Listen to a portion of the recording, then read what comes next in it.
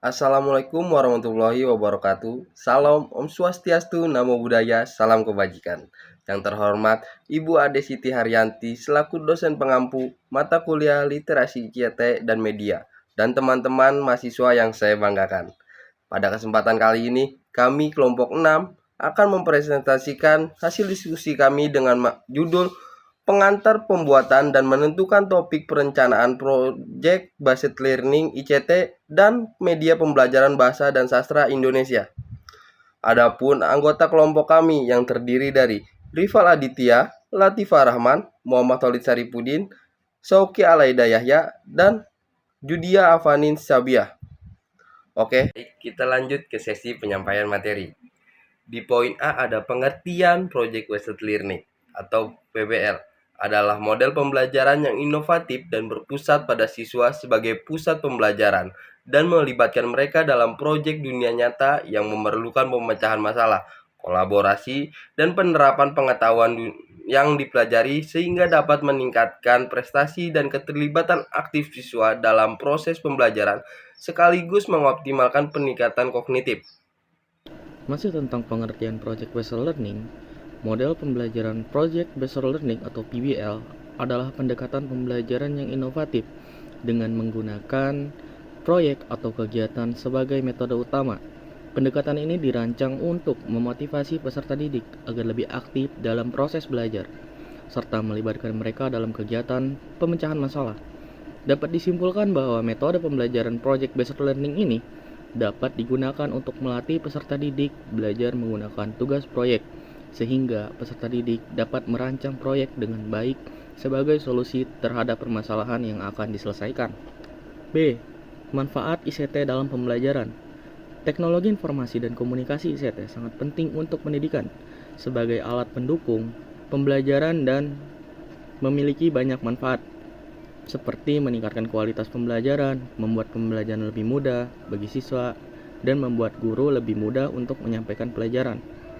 Penggunaan ICT juga tidak hanya meningkatkan kualitas pendidikan, tetapi juga mempersiapkan siswa untuk menghadapi tantangan di era digital, sesuai rekomendasi UNESCO tentang pendidikan berkelanjutan. Berikutnya ialah C. Media pembelajaran yang efektif. Media pembelajaran interaktif merupakan sarana yang dirancang untuk melibatkan siswa secara aktif dalam proses belajar. Dalam pembelajaran bahasa Indonesia, media ini berfungsi untuk meningkatkan keterampilan berbahasa, seperti menyimak, berbicara, membaca, dan menulis. Selanjutnya, jenis-jenis media pembelajaran interaktif. Yang pertama, game edukasi interaktif. Media ini berupa permainan digital seperti Kahoot atau quizzes yang digunakan untuk menguji pemahaman siswa secara menyenangkan. Yang kedua, aplikasi pembelajaran. Aplikasi berbasis Android atau iOS yang menyediakan latihan-latihan bahasa Indonesia secara interaktif. Yang ketiga, multimedia interaktif. Gabungan teks, gambar, audio, dan video yang dilengkapi dengan soal atau aktivitas seperti video pembelajaran dengan kuis di dalamnya. Yang keempat, website pembelajaran. Situs seperti Rumah Belajar dan Zenius yang menyediakan materi, video, dan latihan soal secara daring dan interaktif. Yang kelima, e-book interaktif.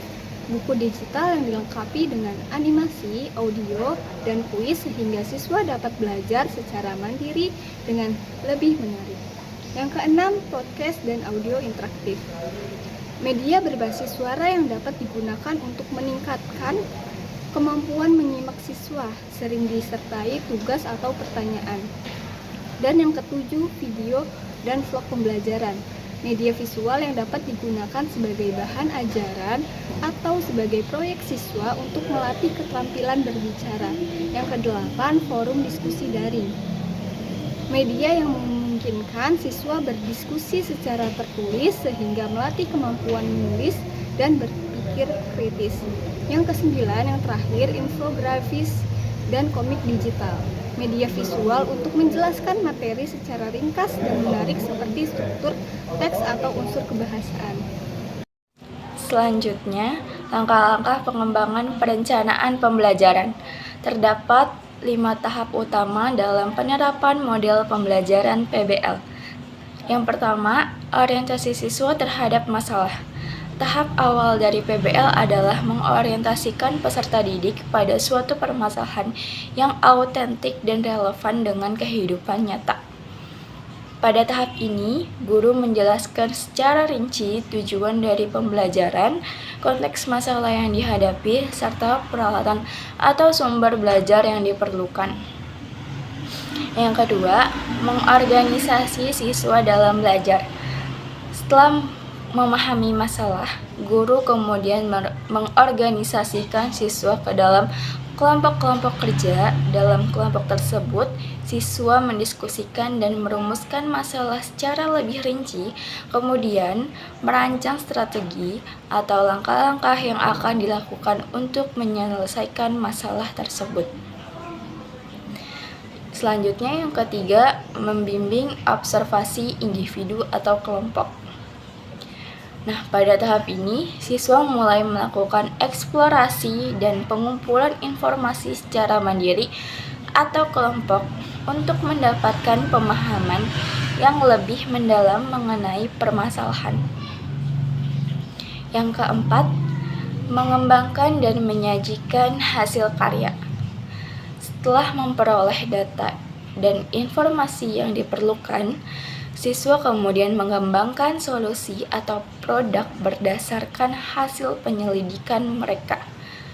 Hasil karya ini dapat berupa prototipe, video, poster, presentasi, atau laporan tertulis yang menggambarkan proses serta hasil pemecahan masalah. Dan yang terakhir, kelima, menganalisis dan mengevaluasi pemecahan masalah.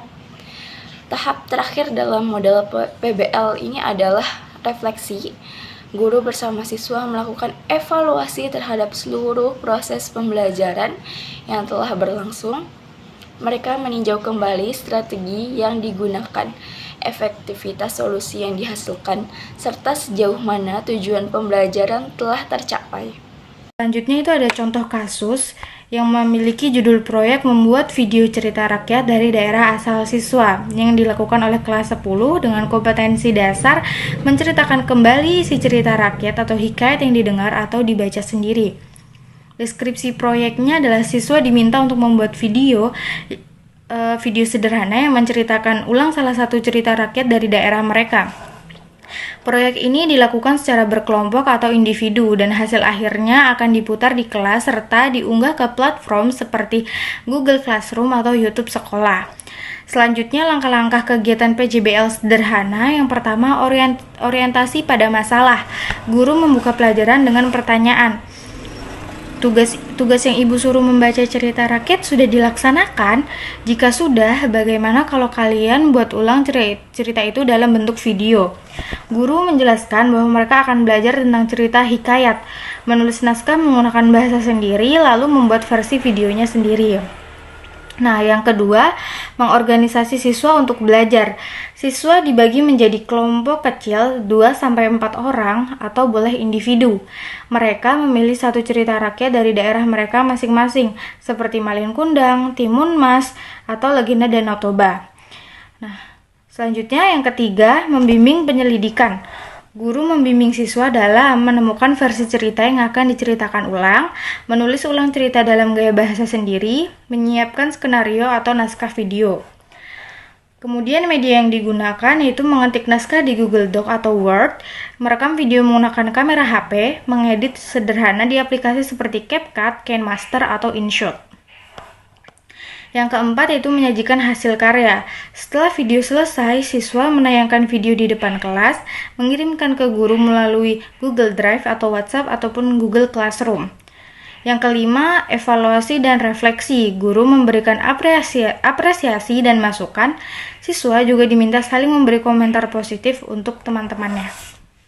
Baik, saya akan membacakan simpulan dari presentasi hari ini. Model pembelajaran Project Based Learning atau PJBL berbasis ICT sangat efektif diterapkan dalam pembelajaran bahasa Indonesia karena mampu meningkatkan partisipasi aktif, kreativitas, dan berketerampilan berpikir kritis siswa. Dengan dukungan media pembelajaran interaktif seperti video, aplikasi, dan platform digital, proses belajar menjadi lebih menarik dan bermakna. Melalui proyek sederhana seperti membuat video berita rakyat, siswa tidak hanya memahami materi, tetapi juga terlatih dalam bekerja sama dan menggunakan teknologi secara produktif. Sekian dari kelompok kami. Bila ada kurang dan lebihnya, mohon maaf.